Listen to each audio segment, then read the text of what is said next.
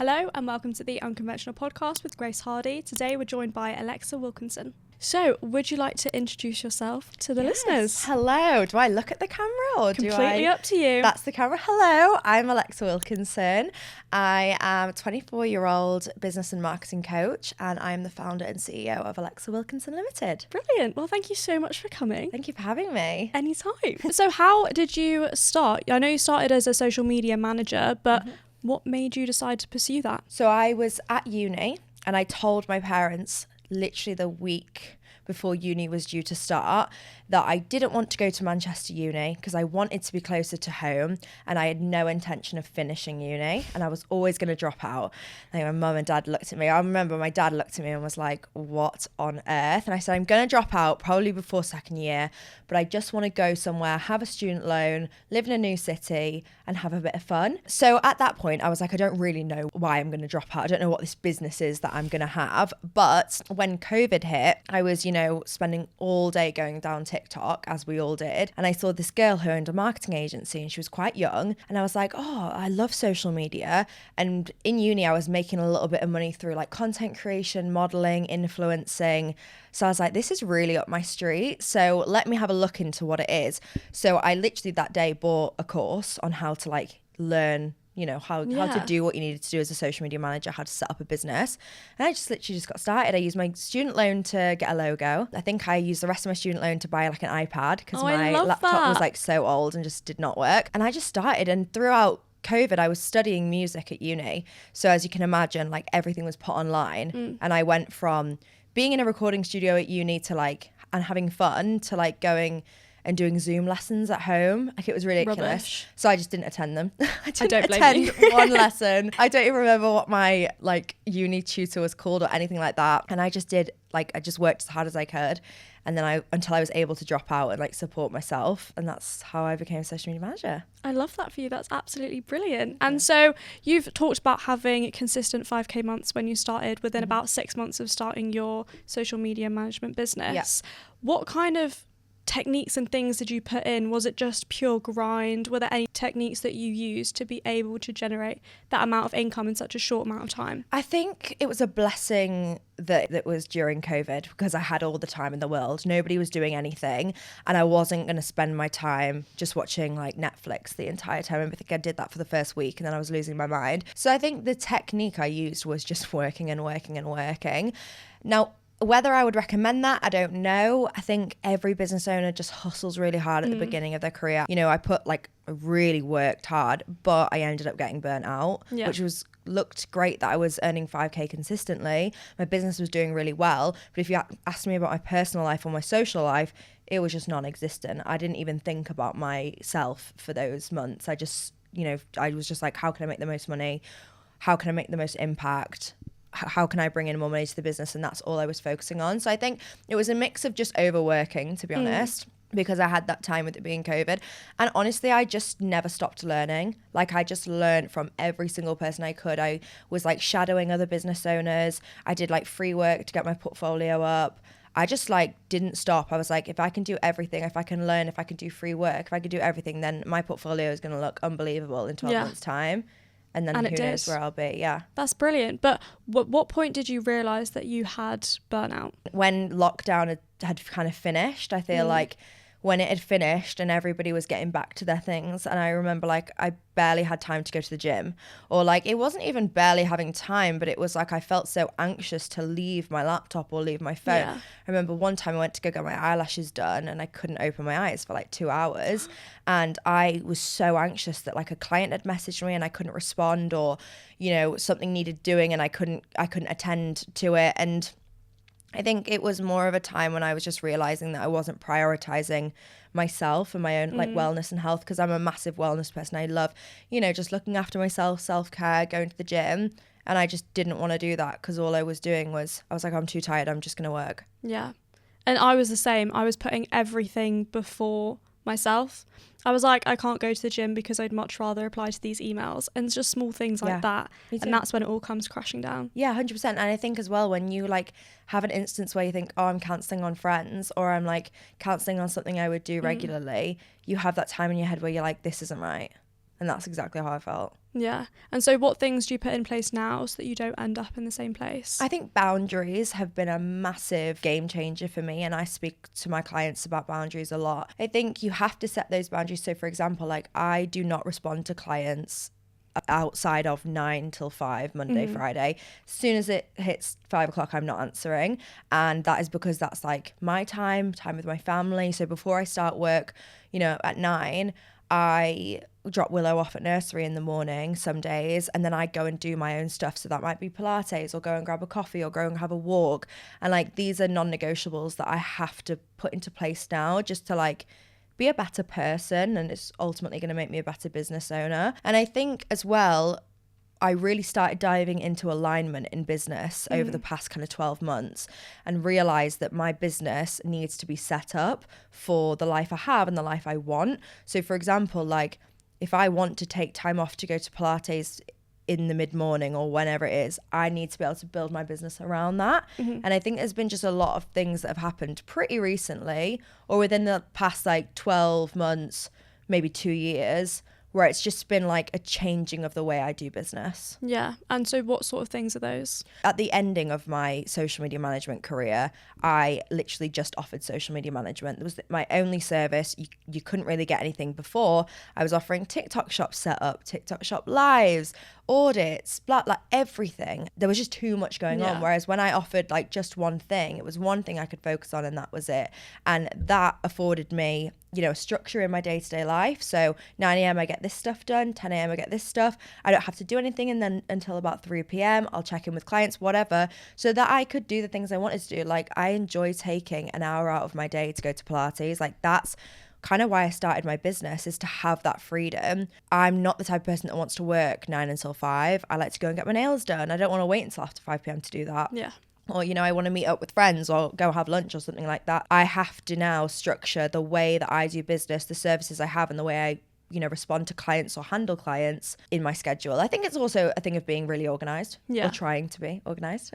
Being as organised as you can be. And I think that's so true. What I do now is I have time blocks in my calendar for different things, because if I don't block them out, I don't do them. Me too. And also that time gets booked up so quickly. Exactly. And I even have things in my calendar like reply to emails. Yeah. Or like, you know, check money or check finances, check in with this person. Because if you don't, I feel like those are the little tasks that can creep up on you if you don't do them. Like my inbox, I used to have like 200 unread emails, and now that absolutely terrifies me. Like, never could I be that person. Absolutely not. I have time just to clear down my WhatsApps. Yes. Because at some point it just gets too overwhelming, and I'm like, and you miss the messages because it's too long gone. Yeah. Yeah, 100%. But how did you decide to transition from social media management into coaching, which is what you do now? So I loved management, and I was a great social media manager. But at this point, at the ending of my kind of career as a social media manager, I'd had a team of freelancers, and that was going great, but I just wasn't enjoying it. It wasn't fulfilling me in a way. I wasn't like being creative or really even speaking to a lot of people. And that's what I love. I love connecting with people. So being a coach allowed me that creativity. It allowed me to speak to people every single day, to help people as well. And when I started coaching, I remember like the first program I ran for social media managers, I was like, one, people are getting insane results, so I know that this is like something I need to do. But two, like, it's something in my mind. Sorry, I've got a cough. It was something in my mind that I was just thinking like, this is way better than management for me. It fulfills me so much more. And I think as a mum, it probably worked better in my schedule, because I can have client calls whenever Willow's at nursery, I can book calls in. Whereas sometimes, probably down to like bad business structure, felt like I was struggling to juggle it all. And I think it kind of came to a point where I was like, it's now one or the other. I was earning more as a social media manager, but I enjoyed coaching more. So I was just like, I'm just going to do it. And I think at the end of 2024, well, mid-end, I was like, right, I'm just going to go for it. It's either going to be the best thing I do, or it's going to be a mistake, but you can always go back. Are you running a business? Meet your new best friend, Sage Accounting Individual. Whether you're testing an idea, managing a side hustle, or running a full-time sole trader business, Sage makes digital record keeping a breeze. You can connect your bank, categorize transactions, and create professional invoices in seconds, and send them to customers in a click. You can even understand your profits, track who owes you money, and get your taxes sorted from your laptop or your phone. If you need a helping hand, you can get instant support from our Sage specialist via web chat, or connect with an expert accountant like me for expert business advice. With Sage, you can focus on what matters, growing your business. Join over 1.2 million UK businesses already using Sage. You can start for free today by visiting sage.com. I don't think you have mistakes, just learn from them, Exactly. don't you? Yeah, totally. And I never for once thought this could be a mistake and I'll lose all my income, because I thought I can always go back to being a social media manager. Did it once, I can do it again. I can teach people how to do it, so I can do it if I need to. But luckily, I've never had to. Well, do that. congratulations. Thanks. And so how did you navigate pregnancy whilst running a business? You know what? The pregnancy through running a business wasn't the hardest thing. It was the newborn stages of like just becoming a mum. Pregnancy was good. I loved pregnancy and I loved being a business owner who was pregnant, because like all these exciting things that were happening, I was like doing this for this unborn baby now, and that's really exciting.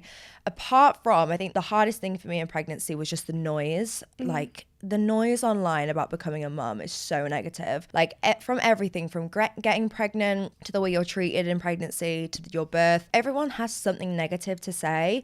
The amount of people who said to me, or I think probably just assumed that I would probably now have like some type of part-time job and not be doing my business, like the amount of people who just doubted me, That's even awful. from like my inside circle as well, like who aren't in my inside circle now, of course. But, you know, there was definitely people who were like, oh, so are you going to get a part-time job? And it used to really piss me off, because I used to think, why are you not asking my partner that? Why are you just asking me that? I'm the mum, he's the dad. Like, why are you not asking Jack if he's going to stop working as much as he works? And it just used to make no sense to me. I was so excited about having a baby. There wasn't any like doubt or anything in my mind when I fell pregnant.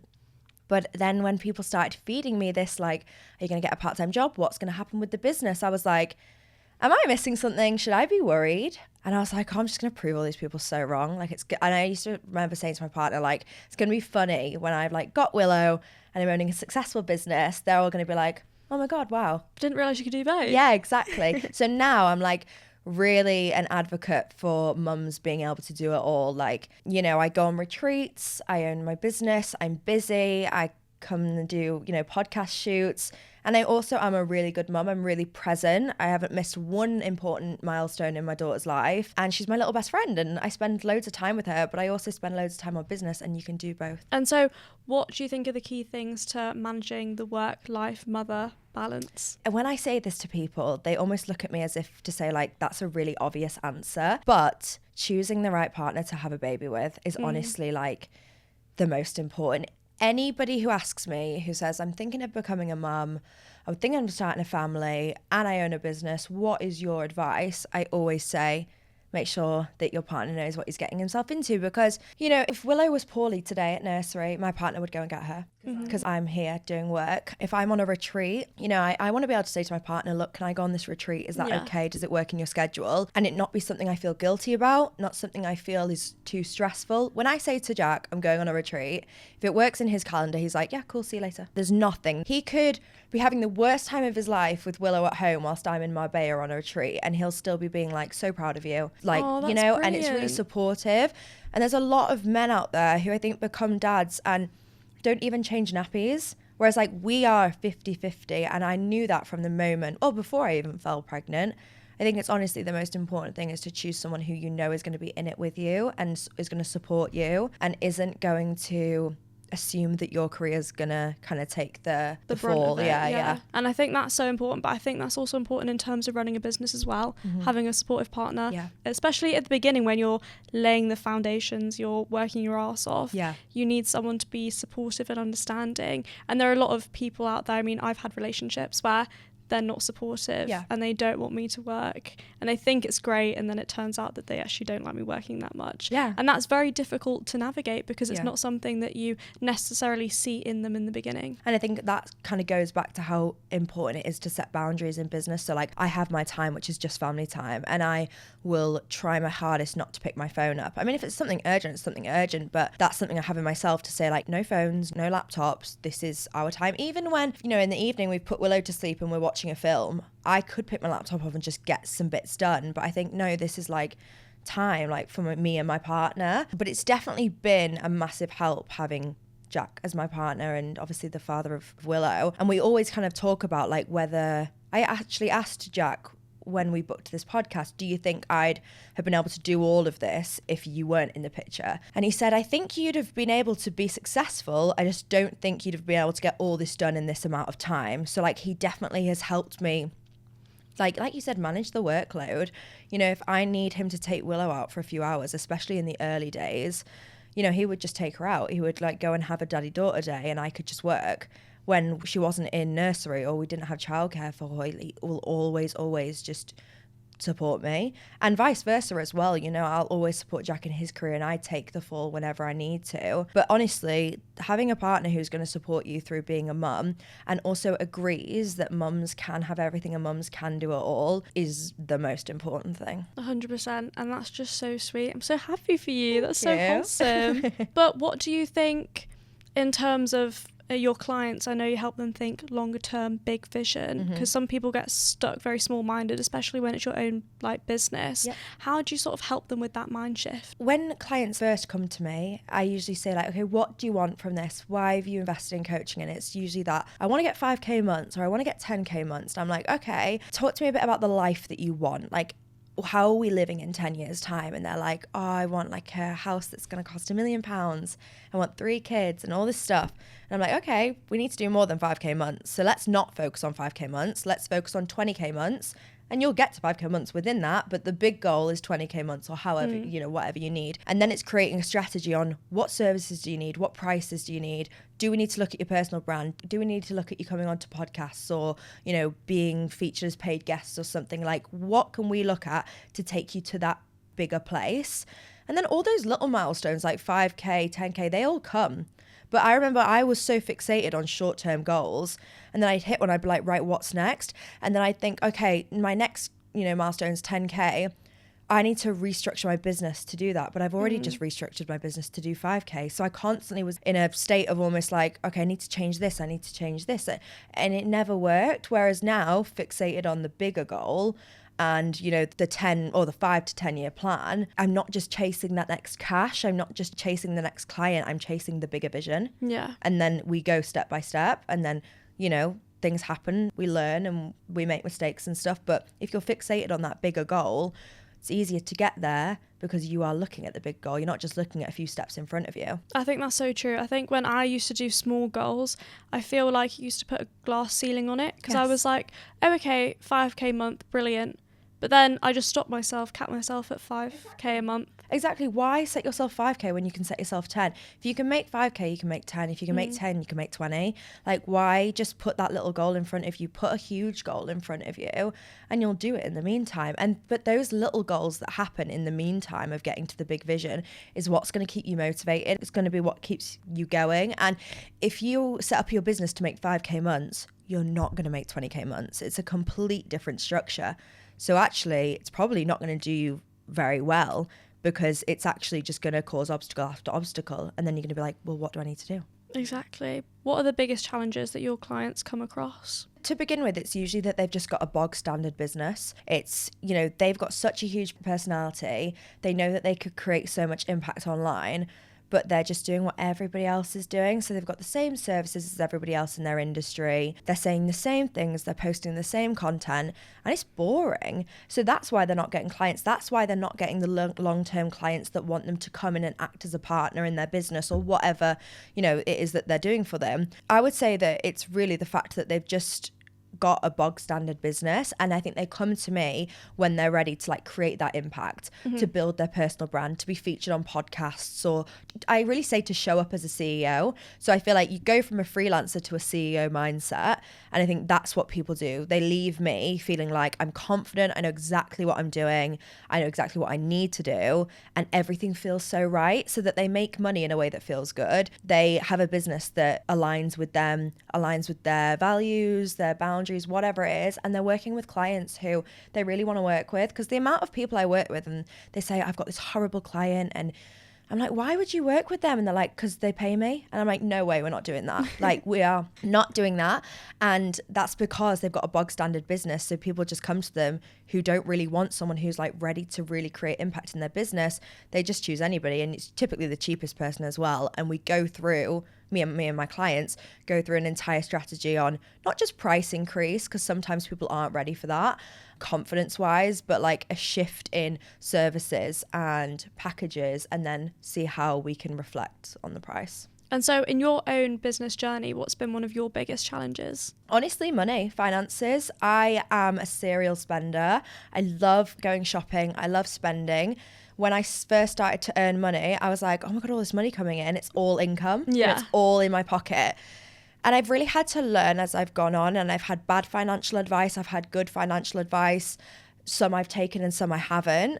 I'd say my biggest challenge has been managing my finances. I think, you know, you become a business owner and you start doing the things that you love, right? So being creative. And then 5 years later, you're a CEO and you're like, oh, I actually have to run a business. I don't know the quote exactly. It was like you open a cake store because you love baking cakes. Yeah. And then it turns into something massive, and actually you're running an entire business. You're not baking cakes anymore. And that's how it feels sometimes.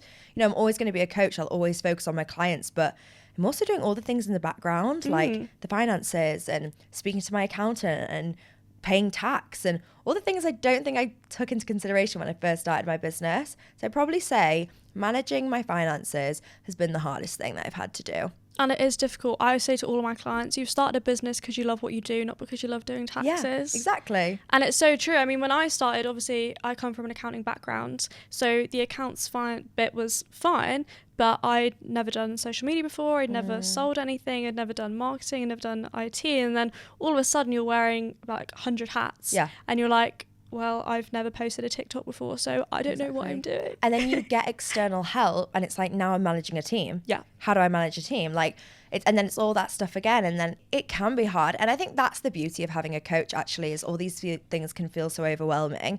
But then working with someone who's done it, been there, made mistakes, I'm very honest with my clients. So I'll always say like the mistakes I've made. I'm not afraid to talk about the mistakes I've made. It can help getting external help, you know. It doesn't have to all feel so overwhelming. And I think that's where I went wrong. I didn't want to invest in a coach to help me because I wanted all that money in my back pocket. Yeah. I didn't want to let any go. And then now I obviously retuned my mindset that like investments are essential and stuff. But at that point when I was making good money, I was like, I don't want to give any of this away. I want to keep it all. I want to buy a new handbag. Yeah. What do you mean?